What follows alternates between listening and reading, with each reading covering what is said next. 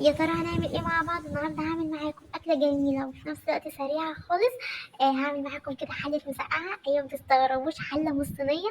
ليه بقى حله؟ عشان بدون لحمه مفرومه وبدون بقى تدخل في الفرن وبدون رص بقى. مسقعه الناس المستعجله اللي زي حالتي انا، لما بكون مستعجله بعمل بصراحه الطريقه دي.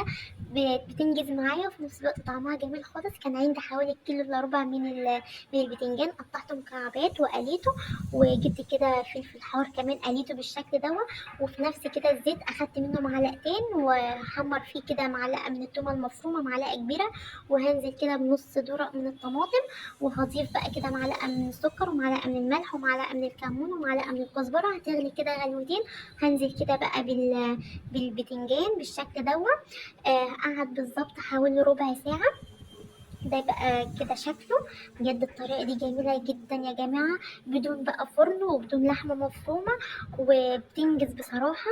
طعمها يجنن، جربوها وإن شاء الله هتعجبكم. متنسوش تعملوا لايك.